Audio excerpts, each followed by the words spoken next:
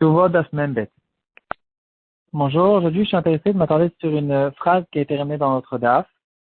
De cette phrase, on va apprendre une leçon qui concerne l'étude de la Torah. Comment est-ce qu'on va étudier, de quelle manière on étudie, et donc c'est pas un shiur de halakha. On va quand même apprendre quelques choses de base, quelques enseignements de base en ce qui concerne le Derech HaLimud, et de quelle manière au courant des générations ils avaient l'habitude d'étudier, quels sont les changements qui se sont passés au courant des générations. Il y aura pas mal de choses intéressantes à apprendre. La phrase qui a été ramenée dans la Gemara, c'est la phrase suivante qui a été dite par un des rabbanim de la Gemara. Et ce rabbin, il a dit, Achilna le shanouye, c'est-à-dire il est en train de discuter de Torah avec quelqu'un d'autre, et il lui a dit, regarde, moi j'ai de quoi te répondre, je peux te répondre, mais shinouya trika lo meshaninan. J'ai de quoi te répondre, mais je ne suis pas intéressé de te donner une réponse qui n'est pas à 100% vraie, qui est un peu difficile, qui ne rentre pas dans le texte. Donc, c'est la raison pour laquelle je me tais et je ne te réponds pas. Et de cette manière-là, en fait, il a été d'accord avec lui. C'est-à-dire, il y avait ici deux rabbanim qui sont en train de discuter de Torah, comme ce qu'on fait tout le temps, comme ce qu'on a l'habitude de faire. Et très souvent, c'est quelque chose qui peut arriver, une situation dans laquelle on remarque que dans la discussion, au courant de la discussion, je remarque qu'en fait, c'est le deuxième qui a raison. Maintenant, il y a deux possibilités. Il y a une possibilité de continuer à donner des arguments pour essayer de contenir, de rester dans la vie que j'étais depuis le début. Et il y a une deuxième possibilité, c'est de dire, regarde, c'est vrai que je peux te répondre, j'ai de quoi te répondre, mais je sais que les réponses que je vais te donner, elles ne sont pas forcément vraies. Et donc, je dois être d'accord avec ce que tu dis. Et de là, on en arrive à un sujet qu'on n'a pas l'habitude d'en parler souvent. C'est en fait quand on mélange des midotes, quand on mélange des mauvaises midotes dans les limoud, c'est quelque chose qu'on peut remarquer qu'on remarque énormément. Des fois, quand on parle avec quelqu'un, on peut remarquer que c'est une sorte de personne qui n'a jamais rien écouté de personne. Il est tout le temps sûr que son avis c'est le meilleur et il ne va jamais se plier devant l'avis de quelqu'un d'autre. Ici, on remarque comment la Torah et les midotes sont deux choses qui sont en rapport direct l'un avec l'autre. On ne peut pas étudier la Torah quand on a des mauvaises midotes. C'est pas comme la fac, c'est pas comme des limoudim de Chol, que plus tu es intelligent, plus tu vas réussir. Dans la Torah, c'est pas du tout comme ça. La Torah, elle arrive tout le temps attachée, rattachée avec les bonnes midotes, avec l'Aïrat Shamaim. La Torah, c'est pas de la fac, c'est notre vie. On va donner plusieurs exemples à ce propos-là. Le shoot du Rashbet. Il va ramener la Mishnah dans Pirkei Avot qui va faire les différences entre le Chacham, une personne qui est intelligente, et le Golem. Le Golem, comme le Golem de Prague. C'est quelqu'un qui peut faire beaucoup de choses. En fait, c'est comme, aujourd'hui, on va appeler ça l'ordinateur. Quelle est la différence entre une personne et un ordinateur? Une des différences que la Mishnah va nous donner, c'est que quelqu'un qui est un être humain, un Talmid Chacham, il va être modé à l'Aïmet. Il va avouer sur la vérité. Quand il va remarquer qu'il y a une vérité en face, il va avouer, il ne va pas avoir honte, il ne va pas sentir que c'est considéré comme si qu'il se rabaissait, et il va avouer. Il y a là-bas une autre différence qui dira qu'il ne rentre pas dans la phrase de la deuxième personne. Il attend que la deuxième finisse sa phrase pour pour pouvoir répondre. En tout cas, sur ce modèle à la Hémed, il va expliquer le Rashbet. Il va dire qu'on parle justement de ce cas-là, qu'on a vu dans notre Gemara, de quelqu'un qui est suffisamment intelligent dans la tête, il est intelligent et il peut continuer à discuter et à donner des arguments pour essayer de retenir ce qu'il a dit au début. Mais puisqu'il est Chacham, il est intelligent, il va comprendre qu'il y a un moment ou un autre, il faut finir la discussion. Et en fait, si la discussion elle est là pour essayer de faire, chacun il essaie de se montrer qui est le plus intelligent, alors ils vont continuer à se disputer, à discuter jusqu'à la fin. Mais si, en fait, toute leur discussion, le but de leur discussion, c'est d'essayer d'arriver, de savoir quelle est la vérité et quel est le sens de la Gemara qui a été devant nous, quel est le pshat dans Tosfot, quelle est la vérité ici, alors, à partir du moment où on est arrivé à une vérité, il a réussi à prouver quelle est la vérité, dans ce cas-là, la discussion se finit tout de suite, et le deuxième, il est d'accord avec lui. C'est quelque chose qu'on a retrouvé déjà depuis Moshe Rabbeinu. Moshe Rabbeinu, il y avait une discussion avec Aaron à Cohen, comme on va le ramener le Midrash, dans les Shivat Yemei HaMiluim, à propos d'un certain Korban, de quelle manière on va le faire. Et Aaron à Cohen, il lui a dit, c'est vrai que toi, tu as reçu un enseignement de Hachem à propos de tel et tel korban, mais ce korban, il est différent, et donc il faut le faire d'une autre manière. Moshe Rabbeinu, quand il a entendu cet argument de Aaron à Cohen, il s'est tu, il a avoué, il a été d'accord avec Aaron, il lui a dit, c'est toi qui as raison. Il n'a pas eu honte de dire, c'est toi qui as raison. Un autre exemple qu'on ramène à propos de Moshe Rabbeinu, c'est à propos des filles de Tzlofrad. Tzlofrad était une personne qui avait que des filles, et les filles sont arrivées devant Moshe Rabbeinu et lui ont dit, est-ce qu'on va recevoir un héritage en Eretz Israël ou pas? Et Moshe Rabbeinu, il leur a dit, je ne sais pas, je ne connais pas encore la réponse, je n'ai pas reçu d'enseignement d'Hachem à ce propos-là, et donc attendez que je sache que ce que Hachem il va m'ordonner à ce propos-là. Au courant des générations, c'est quelque chose qu'on retrouve tout le temps chez les vrais tzadikim, et il n'avait pas peur d'avouer quand il remarquait que le deuxième il a raison.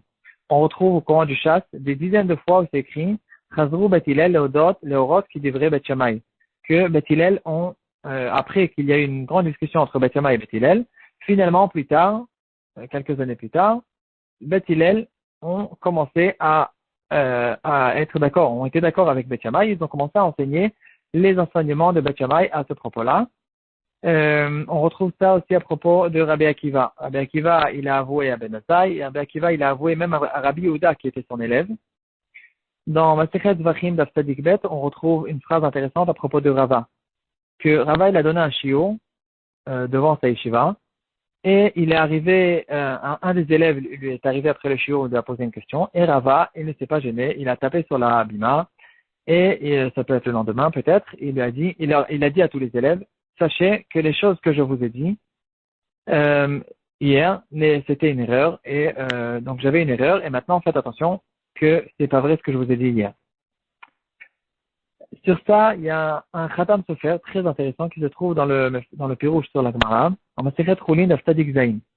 Le Khatam Sofer, il va parler des Tzurot Alimut qu'il y avait au courant des générations, et on peut remarquer déjà qu'il y a une grande différence entre les Rishonim et les Achronim. Les Rishonim sont plutôt là en train d'expliquer le pshat de la Gemara. Les Achronim, ils approfondissent plus d'une autre manière.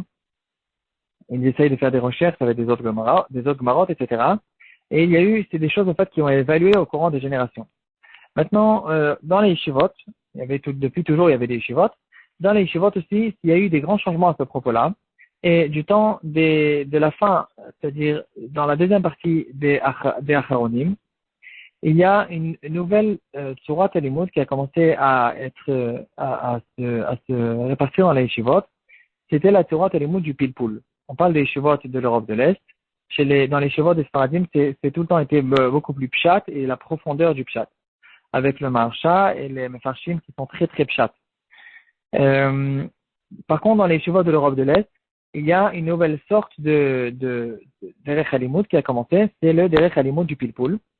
Et le Shla Kadosh et encore d'autres rabbanim, ils ont décidé de sortir, de publier des Mahamarim et toute manière où ils pouvaient publier, très très contre ce Derech Halimut. Ils ont dit, ce Derech Halimut de faire des Chilukim et de faire des Pilpulim, on n'est pas là en train de chercher la vérité, et c'est très problématique, c'est pas bien, on perd notre temps. La Torah Talmud du Pilpul, qu'est-ce que c'était? C'est d'essayer de faire des rapports entre les Gemarot.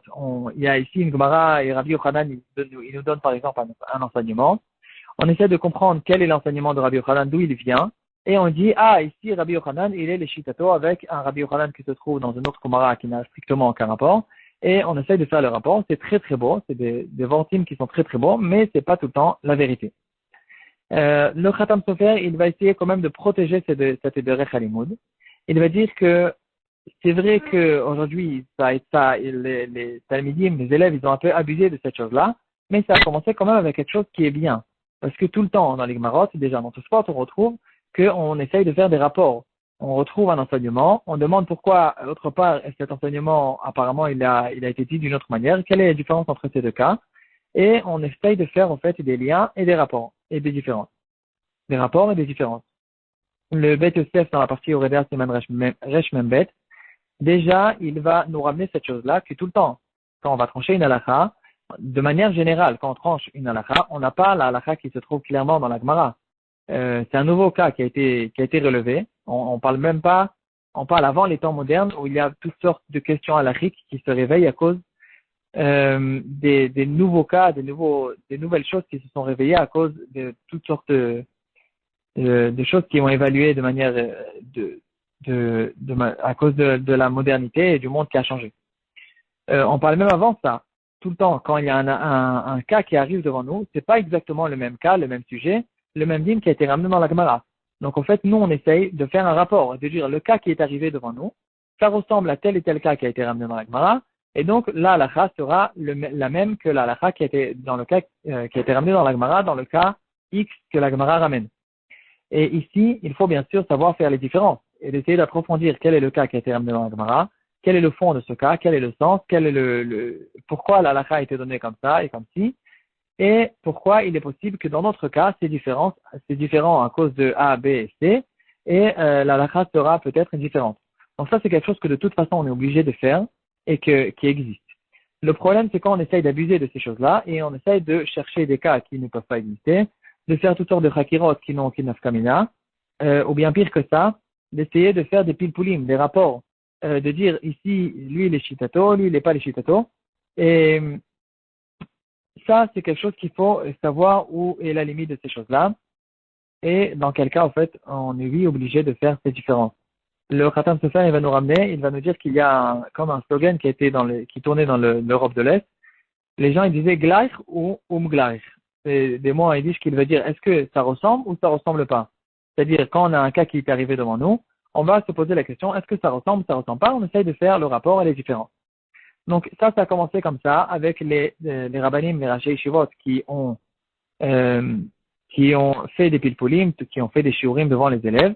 Et le problème, c'est que plus tard, les élèves, ils ont commencé à essayer de chacun montrer plus le pilpoul, il était harif, plus le pilpoul, il était fort et intense et un pilpoul de génie, plus les gens, ils étaient contents, ça donne un sourire aux gens, mais c'est pas forcément la vérité. Tout ça s'est arrêté net lorsque à la yeshiva de Valogine est arrivé le Rav Chaim de Brisk. Lui, il a fait un changement incroyable, un changement pour tous les temps, à toujours, depuis son temps jusqu'à aujourd'hui. Et en fait, aujourd'hui, dans les yeshivot, on est tous les élèves et les élèves de ces élèves de Rav Chaim de Brisk. Maintenant, il y a des dizaines de milliers de personnes qui, dans toute leur manière de voir les choses, que ce soit dans les limouds et même en dehors du limoud, toute la tête, elle a changé, en fait. Toute la manière de réfléchir, ça a changé avec sa manière de voir de Rav Chaim de Brisk. Quelle était la manière de Rav Chaim de Brisk? Il a arrêté les pilpulim et il a rentré dans la yeshiva des shiurim qui étaient extrêmement différents, d'une autre sorte qu'on n'avait pas du tout l'habitude de connaître de son temps. Et c'est ça la sorte qui a conquis maintenant toutes les yeshivot, que ce soit les yeshivot en Amérique, les yeshivot en Israël, même les yeshivot des Chassidim, et même aujourd'hui les yeshivot Farad. Pratiquement, on peut dire 98% des yeshivot. En fait, c'est le dernier Chelimoud qui a rentré Rav Chaim de Brisk. Qu'est-ce qu'il fait? Rav Chaim de Brisk, il dit, on n'a pas essayé, premièrement, on n'a pas à essayer de chercher la logique de la Torah en fonction de notre propre logique. On essaye de voir d'abord quelle est la halakha qui se retrouve devant nous et qu'est-ce que la Torah nous enseigne. Pas qu'est-ce que moi, j'essaye de comprendre dans cette halakha, qu'est-ce que la halakha, elle essaye de m'enseigner. Et j'essaye de rentrer au fait dans la halakha, sans forcément de chercher la logique de cette halakha. J'essaye de déterminer quelle est exactement cette halakha, dans quel cas elle a été dit, et par exemple, quelle est cette mitzvah, quelle est cette akana de chachamim, quand est-ce que ça a été dit et quand est-ce qu'on ne va pas dire cette chose-là. Et de là, on en arrive à beaucoup de chakirot, comme on a l'habitude de faire. Par exemple, est-ce que quand on trouve une halakha et une conséquence de cette halakha, est-ce que c'est considéré comme une conséquence ou bien non? C'est qu'un signe. Par exemple, quand chez moi, dans ma voiture, j'ai un voyant qui clignote, et donc je comprends qu'il y a un problème. Je vais jamais aller chez quelqu'un et lui dire, regarde, j'ai un problème avec le voyant, éteins-moi le voyant. On comprend que le voyant, il est là en train de dire qu'il y a quelque chose qui se cache derrière et il y a un problème qu'il faut résoudre.